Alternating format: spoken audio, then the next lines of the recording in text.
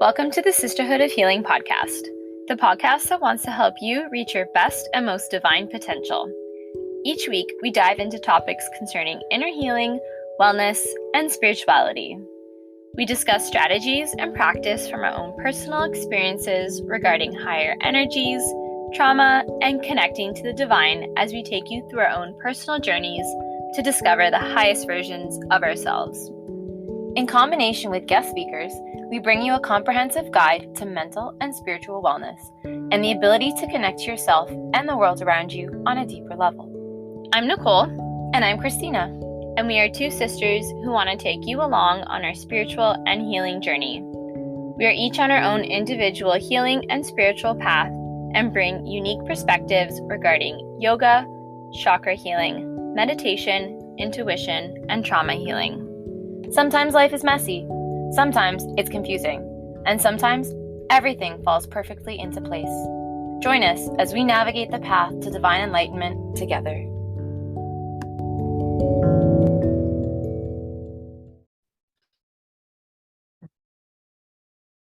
Hello, sisters, brothers, and non-binary listeners to the Sisterhood of Healing podcast. On today's episode, we're talking about the benefits of organization with Michelle Kolozetti. Welcome, Michelle. Thank you for having me. No, thank you so much for joining us today. So we'll get started.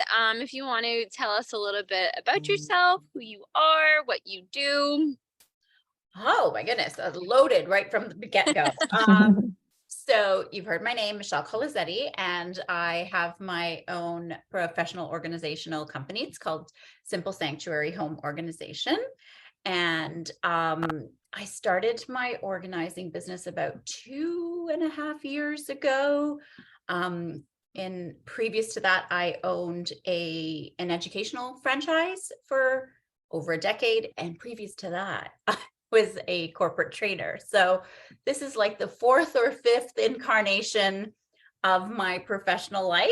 And I'm excited for the new journey and for what it holds. And I am trained through the Marie Kondo organization. Marie Kondo, spark joy everywhere. And so I trained through her organization. So that's the methodology that I love to use when we are working with clients and decluttering and tidying their spaces. Oh, that's so cool. So I've heard of Marie Kondo, and I have an idea of what her theory is, but for those listeners who haven't heard of who Marie Kondo is, are you able to just explain a little bit about her theory and her ideas on organization? Sure. So let me throw this back at you, Nicole. What do you know about Marie Kondo? So what I know is that we only hold on to things that spark joy, and anything that doesn't, we get rid of. I mean, yeah, that's literally it in a nutshell. It's a very, very empowering and positive philosophy for clearing out your life of the things that surround you that don't uplift you, that bring you down. So, people, you see all the memes about her like sparking joy and, sprinkles and stuff.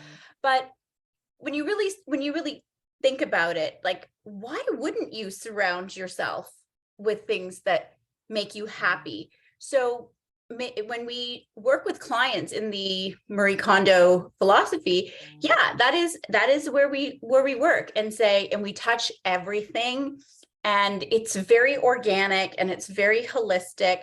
And I think when people start out, they're a little shy and embarrassed about holding their clothes and really thinking about whether does this t-shirt spark joy. But you know it, and you know it from when you go to get dressed in the morning and you pull something off in your closet and you look at it and you put it, and what do? You hold it up against you, right? Like it touches your body and you have a visceral reaction to it, and you're like, no, I can't. Or, no, I can't. And you put it back.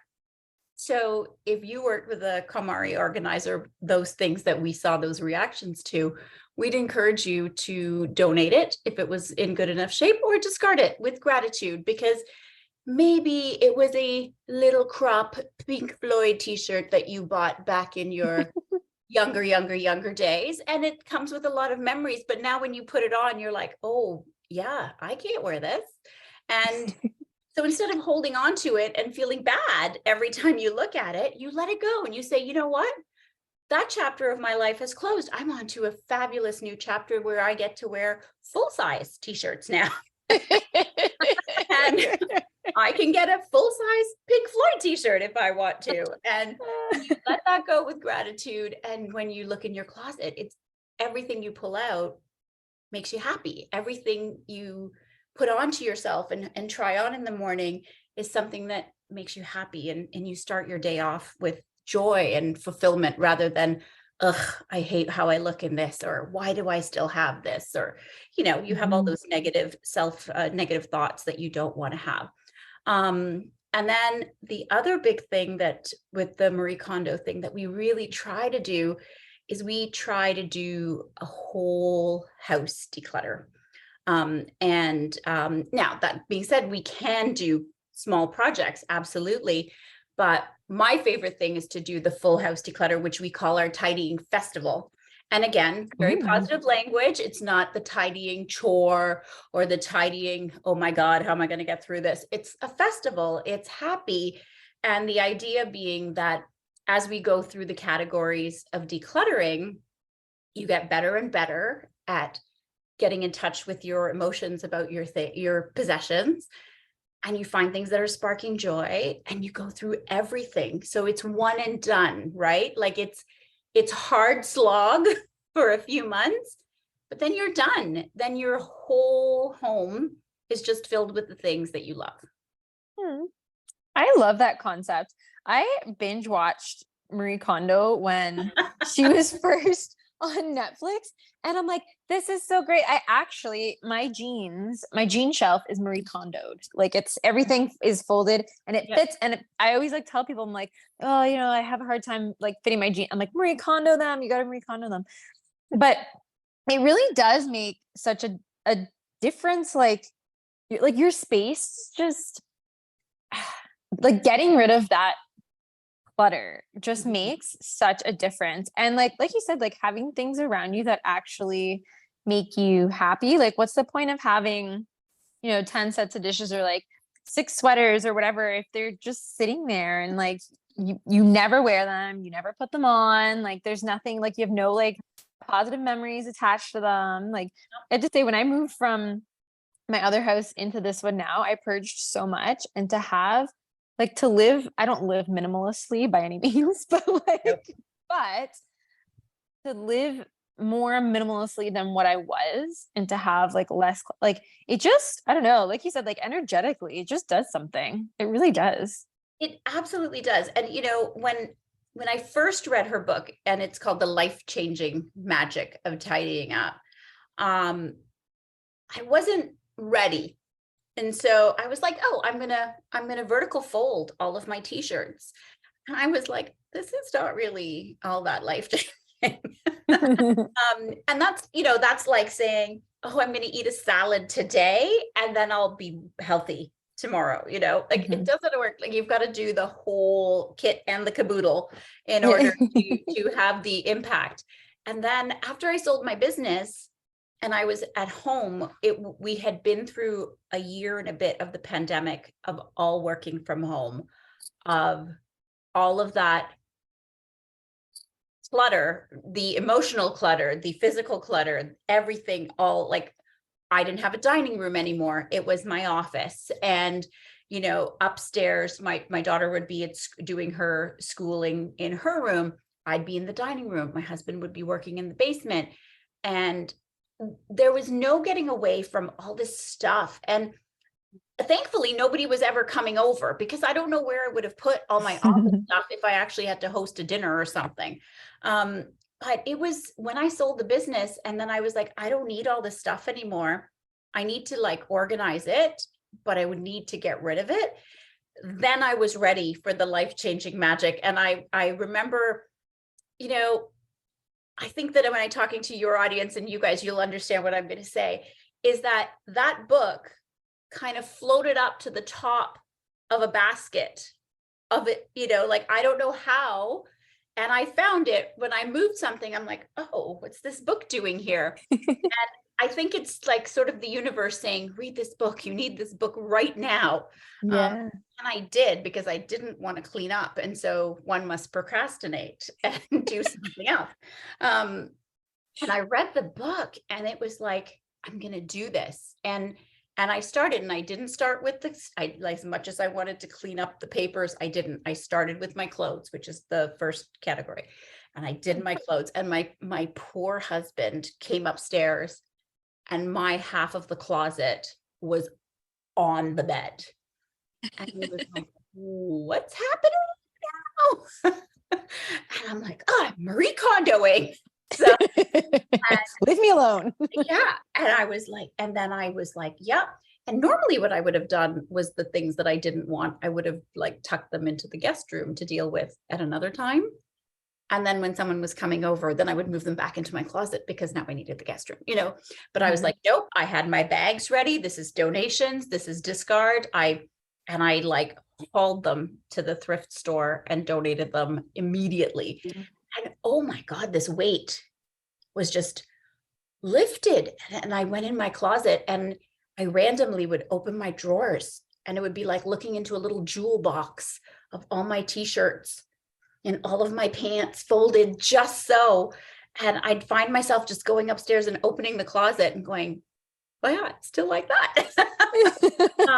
And then I followed through with everything. And I remember by the time I got to the last category, which is sentimental items, I realized that the things that were actually really important to me, the sentimental things, were just living in cardboard boxes in the basement.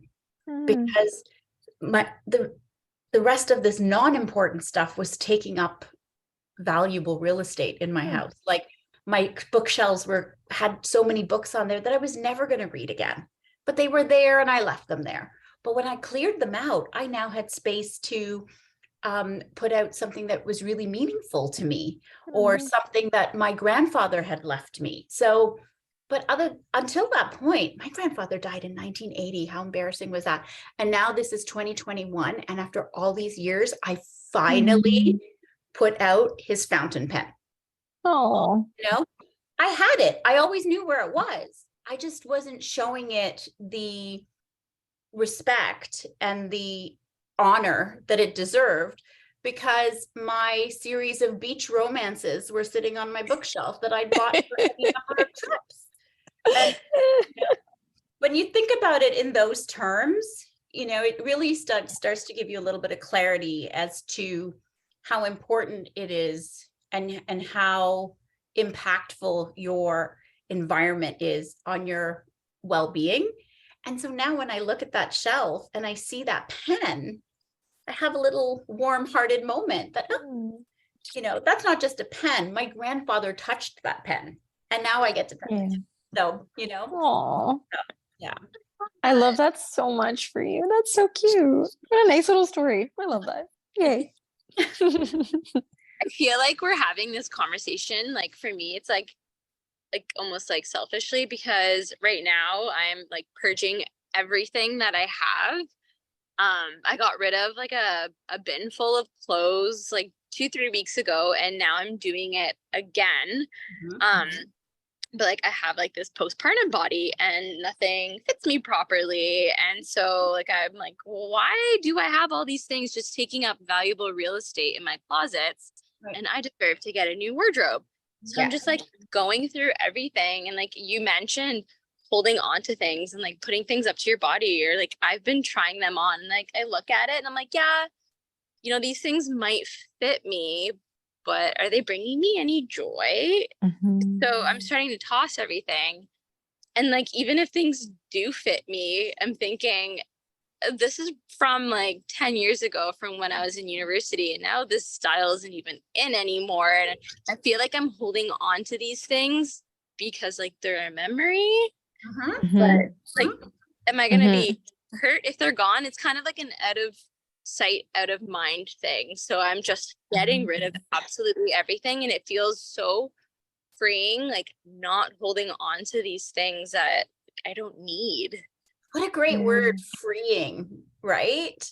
Like, and it feels a little out there to talk about, decluttering as freeing, but your space has such a huge impact on how you're feeling. And everybody has, Christina, you said, I'm not a minimalist. I'm not a minimalist by any stretch. I love things. I am sentimental about stuff. And, but, you have to weigh the space you have, what you want your space to feel like. If I lived in like a 10,000 square foot house and I had all this space, then when I put all the things I had in that space, it would still feel light and airy and open, which is how I like my space to feel. Don't tell anybody. I don't live in it. So bring that down. And if I kept all of those things, then I'm giving up how my space feels. And you have to sort of weigh one against the other and decide, for the space I have, how much stuff can I keep? And is it going to be meaningful, or is it just going to be filler, Yeah, I've been toying with the idea, like, whether or not this ever actually happens, but like toying with the idea of like maybe one day living in a tiny home and having, like, that would be a huge downsize, because right now my house is the 1,600 square feet. So to move down to like 200 or 300 square feet would be a big change. And I'm thinking of like, what stuff would really be a problem? And I think it's just the stuff in my basement. Yeah. That's in my basement, because my furniture could come with me. My clothes could come with me. I don't have a lot of like kitchen stuff that like I need all the time. It would be my basement stuff, like all that stuff that just sits there. And a lot of it, and like Nicole knows this, we moved my grandmother into a retirement home a couple years ago, and she had so much stuff. And my, like, all of it was brand new, like never used. And my mom would say to like Nicole and I, like, do you want this? Do you want this? Do you want this set of dishes? Do you want this crystal vase? Do you want this? Do you want that? And I'm like, no. And my mom's like, well, it's nice. You might like have a credenza one day. You might want to put it in. I'm like, no, I don't want a credenza to display things I'm never going to use that are just going to sit there. And so I have like 3 Rubbermaid bins of stuff in my basement of like things I will probably never use and hopefully never put in a credenza. But again, like a lot of it is, like you said, like a lot of it's sentimental because it is my grandmother's. If I'm in a position where I do have a 10,000 square foot house or whatever, and I'm like, entertaining a dozen people, then I'll take out those plates and I will use them. But otherwise, it's literally just clutter. I'm like, why do I need this stuff? Why do I need this stuff? I don't know. I feel like we place so much value on, like, I was thinking, if I really need to entertain a dozen people, I can go get paper plates. Like, it's not that big a deal, but everyone puts so much value on like having these nice things to show everyone, but no one ever considers, like you were saying, like, how does it make you feel? Yeah. Like, how does having that actually make you feel? Not like, oh, everyone looks at me and they're like, wow, look at that set of dishes. That's nice. Like, that's your ego. That's your ego that's getting fulfilled. But like, how does it actually make you feel? My cat actually broke. I had a what's it called? Like a cake topper, but it was like sectioned into not a cake topper, Plate. Cake plate, yes, with a little stem. Sectioned into 3, and it was in the basement, and I do use it when I have people over. It was my grandmother's. It was crystal, and my cat broke it. My cat knocked it off of where, like, I'm like, how did you manage to get up here and break it? I don't know, but broke it. And if this had been like 5-10 years ago, I would have been distraught because it was a sentimental thing. And I'm like, you know what? Things break. So here's my question then. What happened? You're still breathing? Yeah. Like, things break. Okay. Life goes on. It's fine. It did me a favor because now I don't have extra stuff. And has it diminished your feelings about your grandmother? No, It hasn't, because she's not that crystal plate. right? It may have been a trigger for memories of her, but those memories still hanging around. Like the plates come or go, but the memories of your grandmother are the things that no one can ever take, right? And your kitty did do you a little favor, and maybe this is sort of pushing you down the road of letting go of some of those things that may not be the things that you want to take into the next chapter of your life. Yeah. Just won't let my mom know. As a mom, yeah, we don't want to know everything. Don't tell us everything. We are happy not to know everything. There's definitely been things like when I moved like house to house, she's like, what happened to like this thing I gave you that? I'm like, Mom, I think I got donated in the move. And she's like, oh, but I bought that for you. And I'm like, oh, I forgot, but I donated it because I never used it or never wore it or whatever. Sorry. Yeah. And when I remember, I'm the same. My mom, it's a generational thing. And my mom has Christmas plates. My mom has spring plates. My mom has Thanksgiving plates. And all the plates come with also tablecloths that go with the plates and napkin rings that go with the plates and tablecloth. And she kept saying to me after, long after I got married, you don't have a turkey platter. And I'd be like, I have a platter that I can put a turkey on for the once a year that I might or might not, but I might make a turkey. And she'd be like, do you want me to get you a turkey platter? I'm like, no, absolutely not. I do not want a platter dedicated to a turkey that I might use once a year. And I got rid of all of sort of my seasonal plates. Like I have a few, like a cookie, like a candy dish that's got snowmen on it, or, like a little plate that has poinsettias on it for Christmas and stuff. But I just realized that because they were down in the basement or somewhere high on a shelf, I'm 5'2" on a very, very good day.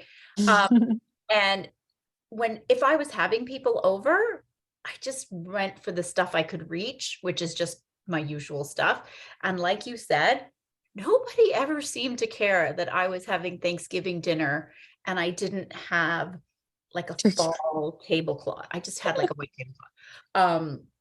And I think that now, as my mom is sort of in the very golden part of her life, and she's not able to get those things down or go up, like she can't carry them from the basement and stuff, she's starting to realize the value of that. So she said to me, I think I'm just going to get rid of it. And I'm like, oh, yay. Like, on Facebook, someone will give you $10. You can go have a Starbucks, like literally take it away. So good for her though, to realize that. Yeah. And I think it's because when she does come over, she does see that Michelle's just got like white dishes that she uses over and over again for every occasion. And the only thing might be that, I've got like a cider scented candle. Surprise, it's autumn, And it's okay. Yeah. Oh, yeah. Sorry, my cat just like literally went to, sorry, I have to edit this out. Literally went to jump on the couch, but then jumped short because I was sitting here, and then she stuck her claws in the couch. She doesn't scratch at the couch, but she jumps short all the time. Oh no. It's just a thing.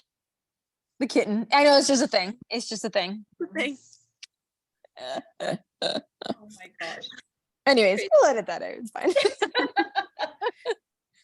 Case in point, yeah, it's just a thing. It's actually, it's funny because like we grew up and we're like taught to like, respect your things cost money, like be careful with them, you want them to last. And so we always did, but it made me like really almost like OCD about things, because I'd be like, oh, this has to last, I can't open that now. I'm saving it for special, like, what are you saving it for? What special occasion are you saving it for? And like my couch, my dad's like, oh, you're getting a second cat, like they're going to scratch your couch. They don't actually scratch the couch. They just jump short. Yeah. They don't actually scratch the couch. And you know what? If they do, I love my cats. It's just a couch. It's like, It's a thing. It literally is a thing. And that's not to say that I don't respect the things that I've worked hard for, but it is just a thing. Like, and that's what I think a lot of people don't get is like the things. Like And our grandmother used to throw everything out. Our other grandmother threw everything out all the time. yeah. And like we're like, what? Like, I don't like this anymore. Get Yeah. rid of it and buy something new. And it's funny because so many of the things that when I run up against an obstacle when I'm working with a client, it's so much as you start to talk to them and you get to know them, so much of it is rooted in their childhood. It's how they were raised, and the values that they hold dear are the things that can either help them move forward really quickly, or they're the things that really get in their way. And that's one of those things, is that you were raised to value money. Like money doesn't grow on trees, you know. My dad would say, what do I work for, the electric company? Turn off the damn lights, you know. So I'm vigilant about, I leave a room, I turn off the lights, you know, so I like leave a swath of darkness behind me wherever I go. I'm like Professor Snape, you know, it just gets dark as I walk past. And my husband will come in, he'd be like, it's pitch dark in here, but I'm in the kitchen, so I only need the light in the kitchen. I don't need the lights. But it's you realize that it's how you were raised, and that sort of continual talk that's sitting around in your brain. And that's one of the things, is that people will say, oh, I can't throw that away, it was expensive, and I'm like, well, you have to kind of, I think it's kind of flippant when people, you know, you'll see things, people say, well, the money's gone. That's irrelevant to some people. Like, they have to come to terms with, what's it costing you to keep it? I know you spent money to get it, but what is it costing you to keep it? And going back to Nicole's thing about her wardrobe, you know, yes, all of those clothes that you have in your wardrobe, you spent your hard-earned money on, but the cost of keeping them is having you feel poorly about yourself every time you leave. So where do the cost benefit analysis about that? Like, look at that and say, you know, what's more important to me? What costs me more? And sometimes, you know, people will have a dress. I have this dress that I wore to my daughter's wedding. Okay, when did your daughter get married? 2000. Oh dear God. Okay. So congratulations. Is your daughter still married? Yes. Fantastic. Do you have pictures of that day by any chance? Thousands of pictures. Are you ever going to wear this dress again, or is it always going to be the dress you wore to your daughter's? Yeah. And donate it. There is some other lady somewhere who doesn't have the money to buy a beautiful dress like this for her daughter's wedding. And it's sitting in your closet, and you can share that joy with a stranger who will find it somewhere, and you know, it'll be like a miracle for them that they were able to find this spectacular dress that they can use for a really important moment in their life. But it's you have to get your client to that place emotionally. It's not financial when they talk about how much something costs. It's yeah, for sure. So like, what are the steps that you take? Like I binge watched, but like I'm not a pro like you are. So like what are the steps that you take? What are the Marie Kondo steps, and like how do you get your clients to that point? Well, one of the first thing that we do is we organize certain categories, like, and we try really hard not to skip categories. People really want to skip categories, and we're pretty vigilant. I mean, Marie's like 4'8", 92 pounds soaking wet, and she's tough as nails about, you must stick to the category. And when I first started, I was like, we don't have to stick to the category. We can do our own thing. Oh, it was a bad idea. Bad idea, Michelle. Stick to the categories. Marie knows of which she speaks. So we start with clothes. And the reason we start with clothes is that people have at some point done a declutter of their clothes. It's familiar, right? So you start with the familiar, you get used to the idea of the joy check, you get used to thanking your things when you're discarding them, because they have served a purpose in your life and they're going on to their new life the same way that you're going on to yours. And after we do clothes, we do papers. Oh, sorry, we do books. And books are so hard because people either have 1.5 million books or they have 3. And there's really no in between. I am the person who used to have 1.5 million books. And now I just have like a few books of series that I love and a few old books that I've collected. Everything else is on my Kindle. And so I still have a lot of reading material. It's just digital. So it's not whether I have 1 book or 10,000 books, it's taking up the same amount of space. But there are people who have a very hard time with their books. And so, but again, people feel like I can let this go. I've read this book a lot of times. And if I really want to read it again, I can go get it at the library. So it's a sort of soft move down the path of it's being let go. But if you decide you really want to read this book again, it's accessible. Like it's not gone forever. And then papers. And papers are not hard as much as they are boring for most people. But I find that after we do the paper declutter, they're so happy because that has weighed on them. And I always say to them, we are going to find a paper that you will be like, oh my God, I was looking for this for 10 years.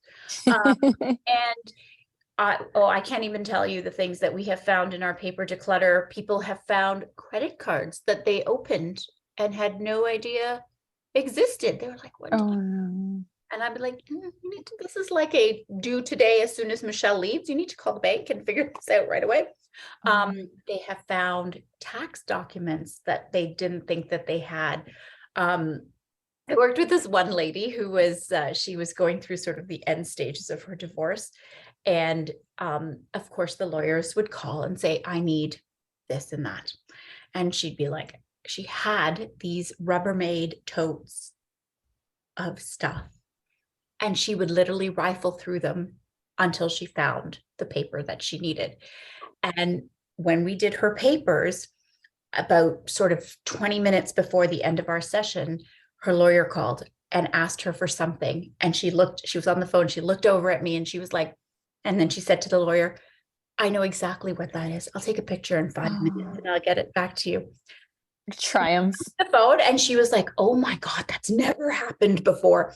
And I was like, well, what are you looking for? And she's like, I am looking for an investment statement. I'm like, okay, let's go to the filing cabinet. We go to investments and, she's like, I can't believe it. Like, I can't believe it. And she's like, it takes me so much time to find these things.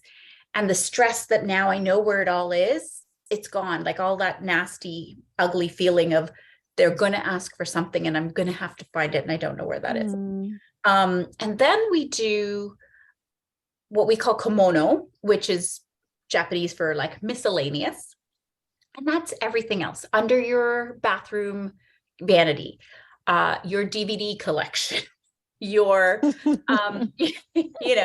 your anything and everything. And as part of that, it's also your kitchen.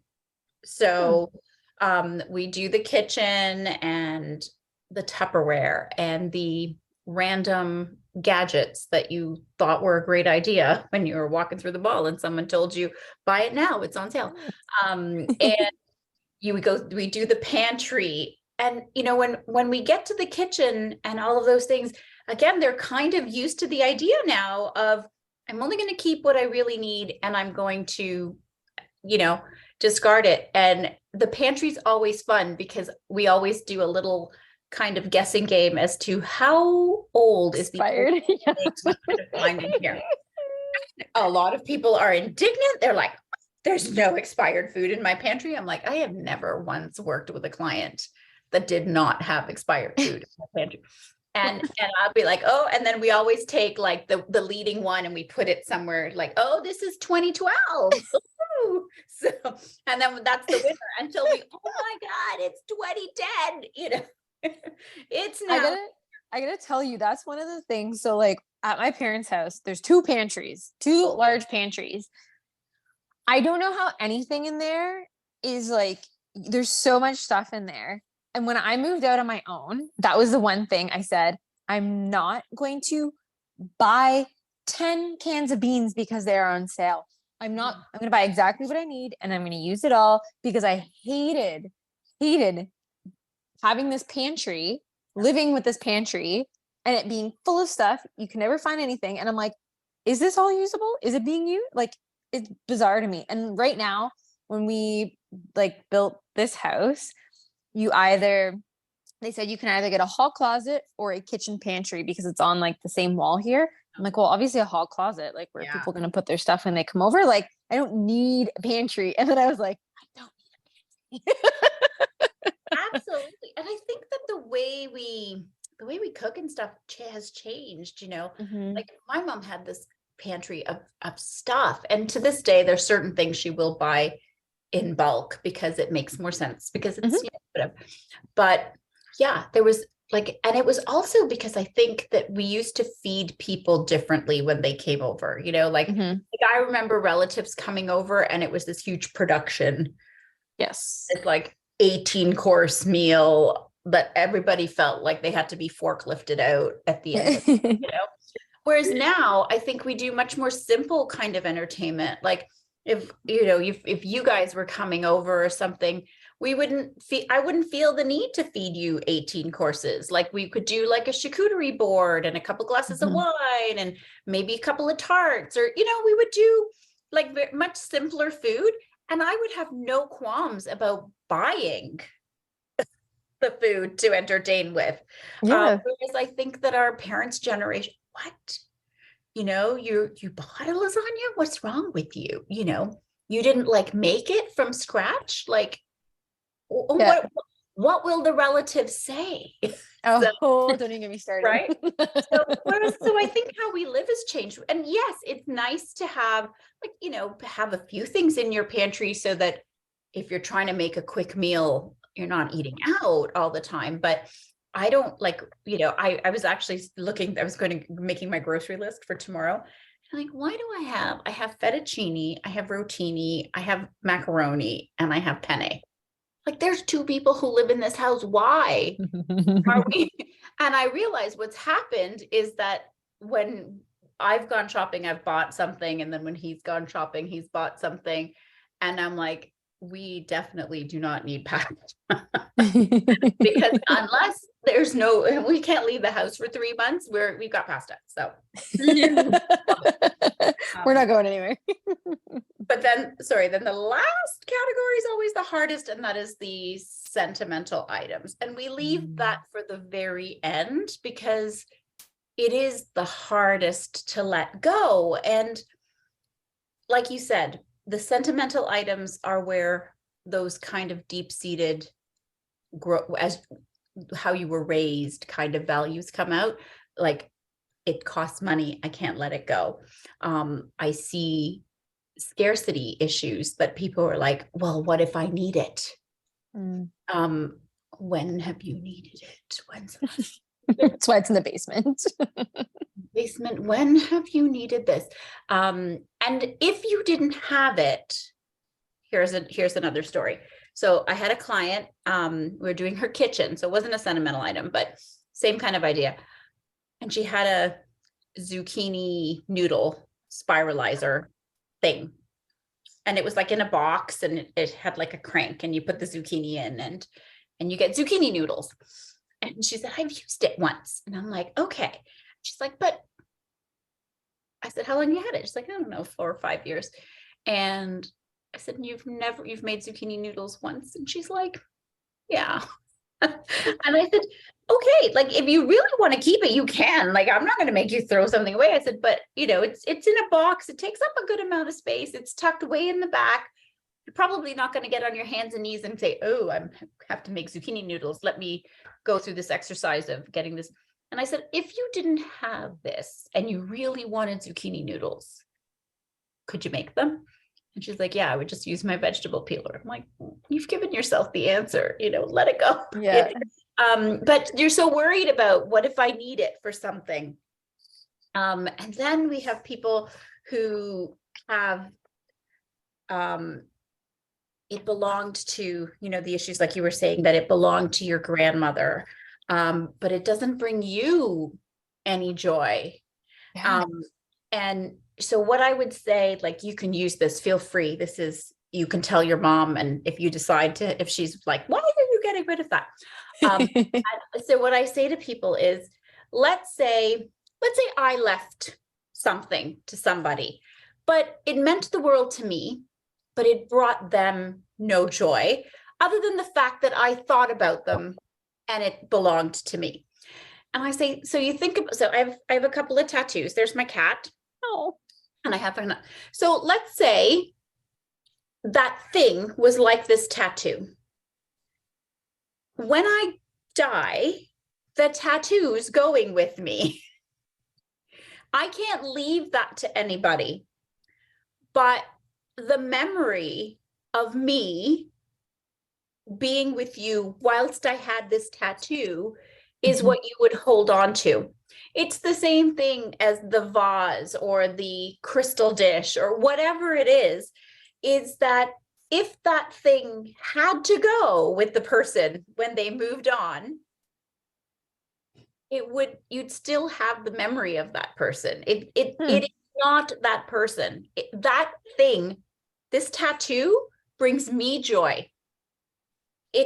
It's just a part of who I am. I can't bequeath it to you and I can't say to you, when I go, you both must get this tattoo. Otherwise, I will know that you don't love me. It seems ridiculous, right? But you put it into those type, but that's the value that some people place on something. It's like, I can't let it go. I don't love it, but I have to have it. And when you sort of redirect in terms of, would you get their tattoo because you love them, or no? Yeah, would it? So, you try and give them that moment. And, so those are the types of things that we work through that. But before we do any of that, the first exercise that I do with my clients is I sit down with them and I get them to sort of find a minute and I get them to describe to me what their ideal life looks like when it comes to their space.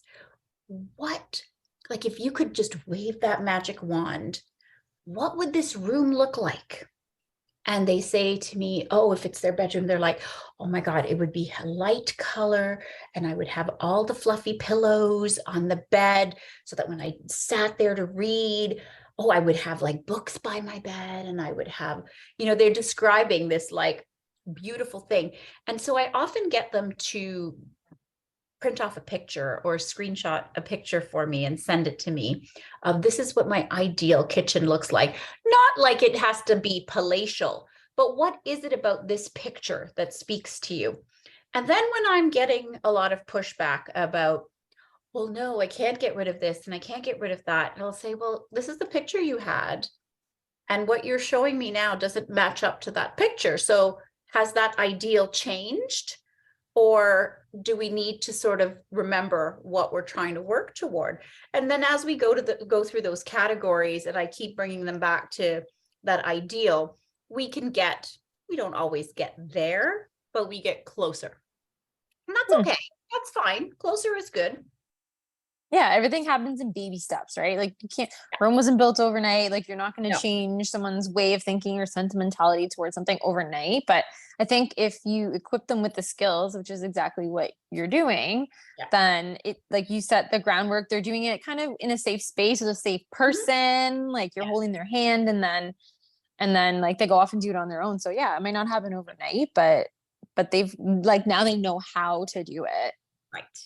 Right. And that's the thing, that this isn't a, like, you do the big declutter, that you do the big tidy festival, but you do have to continually reevaluate and sort of look at what your space has become. But I think the most amazing thing is when you do the big purge and the declutter, you become very possessive of the negative space in your life. And you are like very careful as to what you're bringing in, because that is now going to take up space where where a nice open space was, now something is going to sit on the credenza. I'm very much like that right now, Yeah. because moving in here, I didn't have a lot of stuff. And then over the last 3 years, like I've accessorized, like I've got more plants and I don't know, a couple more books on the shelf, whatever. But lately my mom's been buying me things. Like and I had a conversation with her the other day, and I think with her, like, because she's been helping Nicole a lot with the baby, and I think she feels almost like guilty that she's not with me as often, so she like buys me things. And I understand that her giving things and buying things is her way of saying I love you. So I'm like very delicate and being like, I appreciate this, but, and I had to have a conversation with her the other day. I'm like, I love that last pair of pants you bought me, love them. I said, but I don't need any more clothes and my closets are filling up. I said, I appreciate it, but please, can you just pump the brakes on buying me things? Because like, look at this thing I bought you. It does the zucchini thing. Like, it's like all that stuff, which are really cool, but like, I don't need it. And now I've got to find a place for it. Like you said, like now it's gotta like, I gotta rearrange things in my cupboard so I can like put the zucchini peeler up there, or like refold my pants so then my pants will fit in there. And it seems like ridiculous saying it, but when you've got a very like basic space, and like you said, like you're adding those things, it's like it's like taking up real estate. Yes. Whether it's like physical or mental or whatever, it's taking that up. And it's, yeah. And it's hard because if everybody in your life is not on the same journey as you, right? You are in a certain place at a certain time, and you're trying to work to a goal that you may have. And with your audience, they're working towards like a self-realization, coming to terms and living their most full, happy, fulfilled lives. With my clients, they're trying to get there too, but through organization and decluttering. And I have to tell them that you have to tell people that you are on this journey. You have to share that I am trying to live a simpler life with fewer things. So please don't give me things, give me experiences, give me time. So mom, don't buy me a zucchini peeler, but can we go get a coffee? Like give me, even if it's 10 minutes, that's more valuable. That's more appreciated than a thing that however well-intentioned it is. And it's about making sure that people understand where your boundaries are and what you're willing and how and of course you're going to be flexible on that depending on what it is. But you have to be ready to say, don't and I've changed too. When I buy things for people now, I buy consumables because I'm like, yes, I am not buying this person a Royal Dalton figurine. Like, no, what the heck, or whatever, I'm buying you a bottle of wine. I'm baking you some cookies or a cake. I'm bringing you a fruit platter. I'm making you something that is something that you'll all enjoy together, but it'll be gone in a week, and the only thing it'll be with the memory of it. And that's the most important part for me. It's the memory of it, the sharing of it, and then it's out of your life. No, I do that with kids too, because I feel like people are always buying kids toys, and like those poor parents, their house is already full of toys. I always buy like you said, like coloring books or like a consumable, something that like they can use, like Play-Doh. They use it, they can play with it outside, and then mom and dad can throw it in the garbage after if they want. And that's not meant to be like wasteful, but like there's just so much, like people don't want you bringing more stuff in their home. I honestly don't think people understand it. Like all of the toys we have are literally people just bringing us random gifts. I'm like, thank you. Like, I appreciate it. I appreciate that you went out and like you put the thought into purchasing this thing for us. But oh my God, like my house has so many things in it that I didn't want. Like I had one baby shower. I had a registry. most of the people followed that registry. Yes. A lot of people just went ahead and bought what they wanted to buy. And then I had another shower. And because we had everything we needed, I asked for money for like RESPs, like for school investments, or gift cards to put towards like a bigger purchase that we need for the baby. Well, what did we get? Stuff. Random things. Yeah. Yeah. Say I don't appreciate it, but like people don't understand that you're trying to live a certain way. Mhm. And like I don't necessarily have all of the space for all of these things. Yeah. And I think here I am with all of it. It's sort of, again, it's done with the best intentions. People have big hearts and they want you to not be without. And you think, oh my gosh, I needed so many washcloths when I had babies. Yes, but I have washcloths for 10,000 babies. Wow. How many babies did you think I was having? So, and I think the sentiment's there. And I think people like in cases like that, like wedding shower, like I had someone gift me, because we did, we each had our own house. We had stuff. We each had our own house with stuff. So we did a money shower to help to go towards the honeymoon and whatever. And I had someone gift me plates and like a dishware, like a whole set of dishware. And they were like, when you use them, you can think of me. And I'm like, I haven't seen you in years. Haven't seen the person since then. I appreciate the sentimentality. When I moved, the dishes did not follow me. Yeah. Because like I never used them.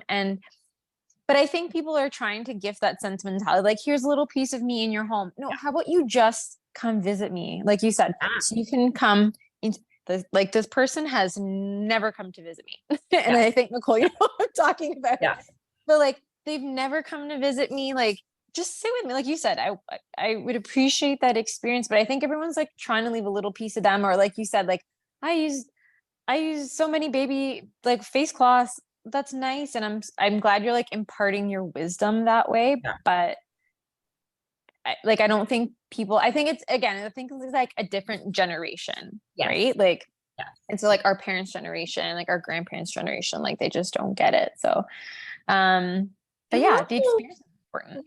We tend to have our kids a little bit older. Like I was in my early 30s when I had my daughter. And I think it's different when you're like a generation or two ago when women were tending to have these baby showers when they were in their early to mid 20s. And they kind of just appreciated it. But now by the time we have our kids, we have our ideas, we're kind of fully formed into our own personalities and we have the courage and the life experience to say no. And I think that's really hard for generationally, because women didn't say no, right? Like you didn't say like, don't be ungrateful. You know, how many times like someone gave that to you, be grateful. And I'm grateful for the thought, but I just don't want more stuff, you know? Yeah. I always say, you know, for new moms, I've sort of developed these little standards because I'm like, you know, you got to practice what you preach. If you're saying that you don't want more clutter into your house, you've got to sort of show that to other people. And baby showers, what I do is I give them a little gift card, or I'll buy like a box of diapers, because goodness knows everybody needs diapers. Talk about consumables. And I do like a pedicure for the mom. Because, great idea. Yeah. Because you have, you know, when you were pregnant, there came a time that you stopped seeing your feet, and then the baby comes and you don't care about your feet, but your feet help, you know. And even to be able to say, here, have the baby for an hour while I go sit and have somebody else like look after me for an hour, and then I'll get like bright pink toes and life is good. And for weddings, and baptisms and stuff, I know it's cheesy, but I just do a gift card because people need stuff, but I don't know what you need. So, you know, like if I do, like I can go to William Ashley and spend $250 and I'll just be able to buy you like a salad tong. Yeah. Yeah. And you'll be like, oh my God, this is a $250 set of salad tongs. I can never use them because I just have store-bought Caesar salad for dinner tonight. But if I take that and I give you $250 to, I don't know, the Bay or HomeSense, you can go and you can buy towels, or you can buy whatever you need that you need to fill out your home. Like you can buy like bed sheets and more pillows or whatever you need. And people remember that I came to their wedding. I don't actually care if they remember what they did with my gift, No. they were there. And you always have, like, you have to write it down, you have to send a thank you card, and you have to include what they gave you, tell you they gave you money, you have to tell them what you're going to do with the money. So Yeah. I'm married to, like, Kolozetti, like I'm married to a European. I totally get it. So Oh, we get it. We get it with the euros. yeah. So it's funny, but yeah. So I think that sort of, we're at this place where, I'm including myself in your generation. I'm totally not, but generationally, I think we're moving down a path where we're like, we are doing this for us, and I need people around me to sort of help me and not throw up the roadblocks every step of the way. Mm-hmm. It is really hard. Like with your clients, like, do you find that like they're ready to go? If it's just like one person in the household who has asked for your help, do you find that they're ready to go, but there's resistance from everyone else in the household? Yes. Sometimes, yes. Sometimes, and I often say to them, you're not responsible for everybody in your house. This is your trip. This is your journey. And don't worry about what everybody else is doing. You do you. Like, if we're sharing a closet, like if it's a married couple, or if it's like with kids, we'll just do half the closet. Like, we don't have to do your partner's stuff. Like, we just look after you. And inevitably, by the end of the tidying festival, whoever the client was will say, come upstairs, I want to show you something. And they'll be like, they have no idea that I know, but I saw them folding their t-shirts. Yeah. And it's such a win. And I always say to them, don't push it. Like, you came to this at the time that it was right for you, right? Mm-hmm. Like, that book floated up to the top when it was right for me. You can't force it on somebody else because they won't do it. So don't add that extra stress to you. You just do this for you, and you look after your own spaces and your own things. And, you sort of figure out what of the communal spaces are going to happen. And when I did a kitchen with a couple like this, he was like not into it, and she was like, I'm doing it. And when we did the kitchen, I said to him, I know this is not your cup of tea, but if we could get some input on where to put things, because you're going to be using the kitchen too. And I want to take your needs into account. And all he said to me is, I just need to find a lid for the Tupperware when I have. Oh my God. Was it my dad? Were you talking to my dad? I said, that's all I need. I don't care where it is. When I take a Tupperware out and I put something in it, I need to find the lid. And I was like, okay. And he was like, you can put anything wherever my wife wants. This is all I need out of you. I'm like, and he left. He went and I was like, okay. So I said to her, the very first thing we're going to do is that Tupperware drawer. Like, that is going to be like our prime directive. We're going to get that done. And when he came up and I said, want to see the Tupperware drawer? And he was like, holy cats, look at that. And I was like, everything in here has a top and a bottom. Everything is matched up. You are not going to find a bottom without a top. Everything has a pair.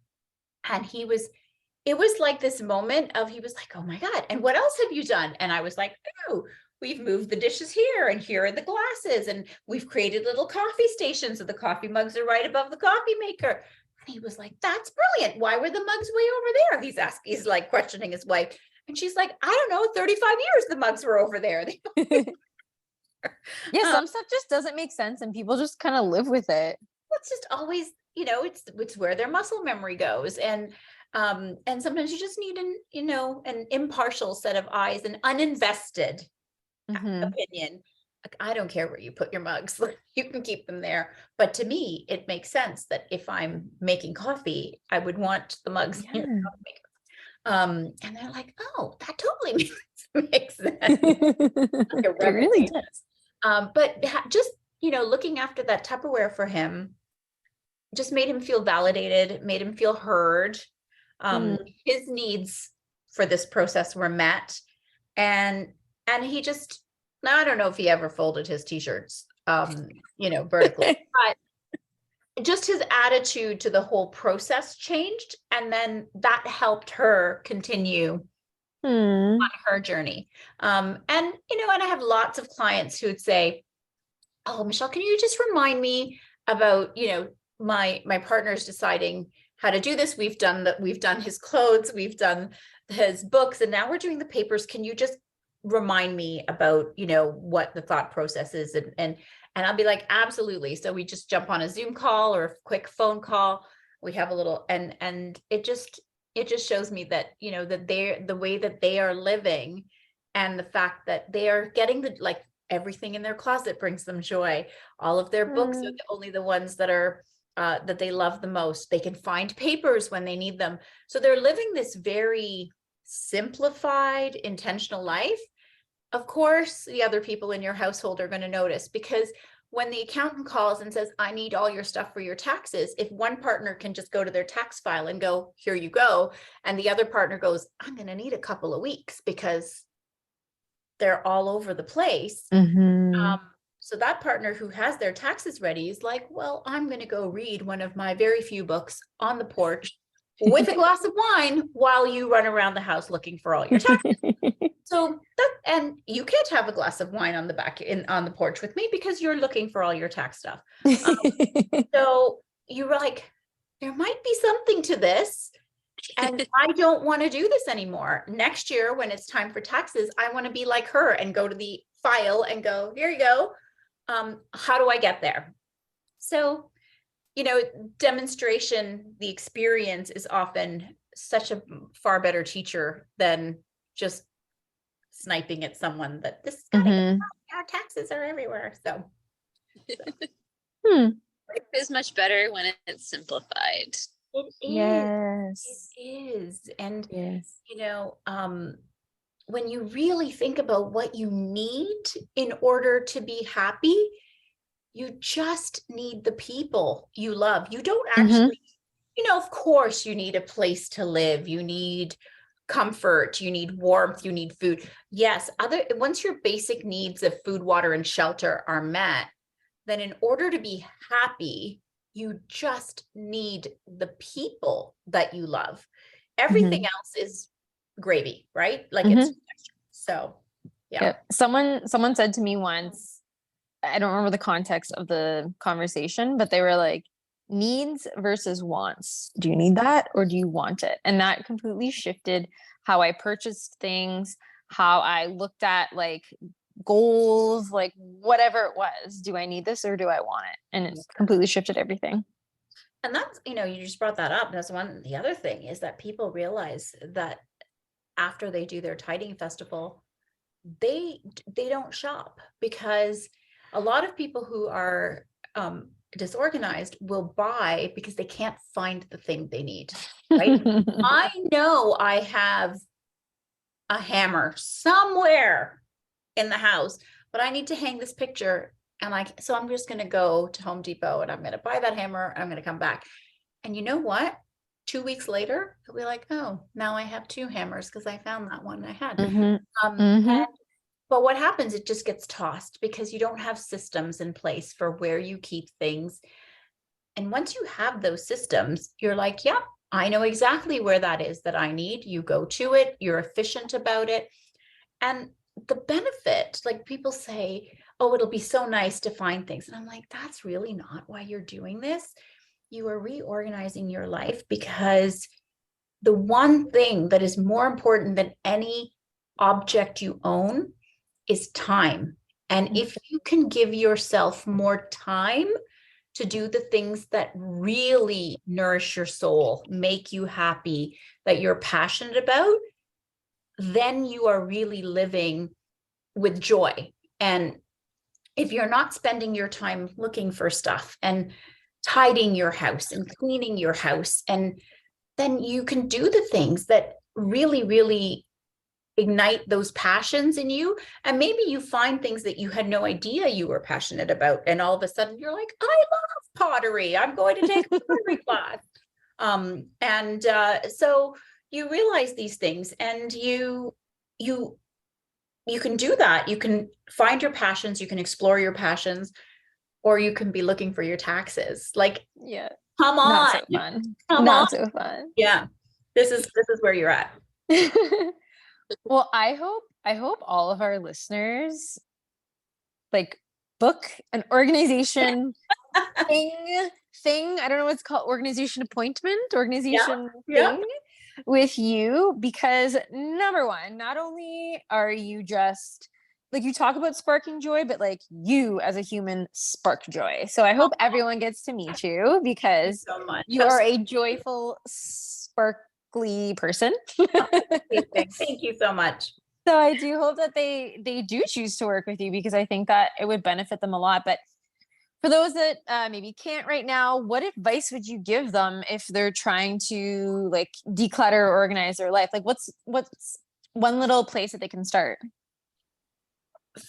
Like, find the thing that bothers you the most, right? Like, what I often say to people is that if the zombie apocalypse was happening, right? They are coming over the hill, and you can only take out of your home what you can carry, not people and animals. Obviously, those are going to be saved. We understand that.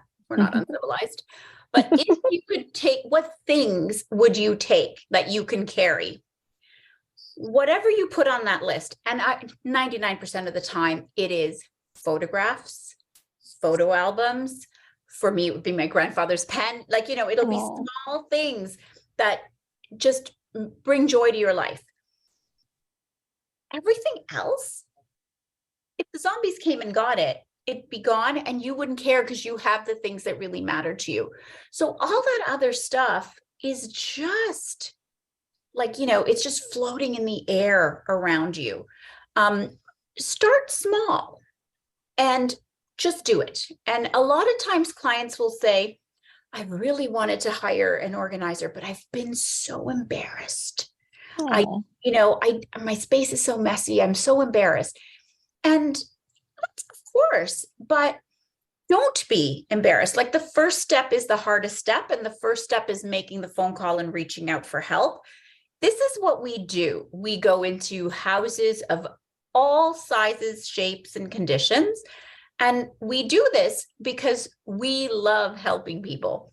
And the joy we get from our work is seeing people move down this continuum. So don't be embarrassed. Open your door to an organizer. Find an organizer whose methodologies and philosophies and personality really mesh with yours, because it's an intimate process. You are letting this stranger into parts of your life that even your sisters, your mother, your partner hasn't seen. Like, I see things in paperwork, in underwear drawers, that I'm the only other human on the planet, other than the client, who knows about this. So we are, it is a very intimate and special relationship. So find someone who you really feel like you can really work with, who will push you, but will also respect you. And then for me, I could say, find a small drawer and declutter it. That's not going to make a difference in your life. You got to rip off the Band-Aid. Like, if you really want to make a change, you got to go deep into the pool. Like, just make a plan, do it.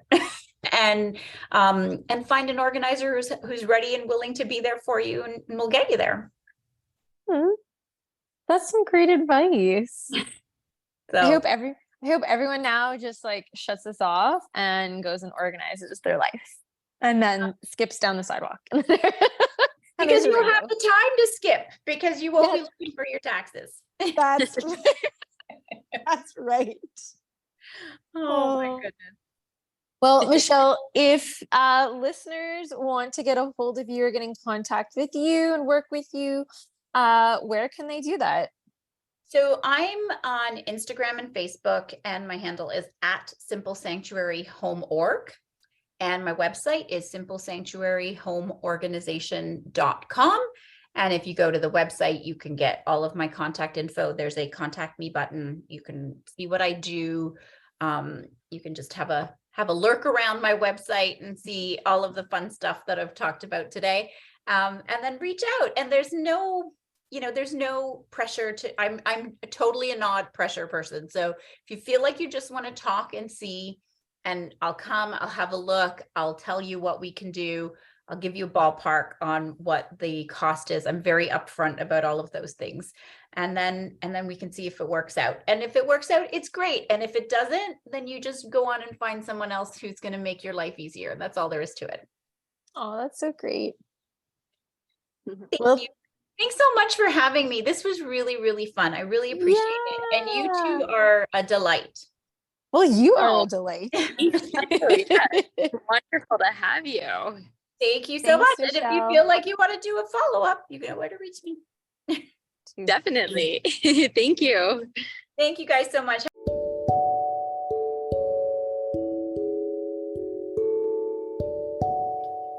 That's it for our show today. Thanks for joining. Remember, you can always reach out to us on our socials, on Instagram at sisterhood_of_healing, or on TikTok at Sisterhood of Healing. We love to hear from you, so please reach out to us at any time. Thank you for journeying with us today. We'll see you next time.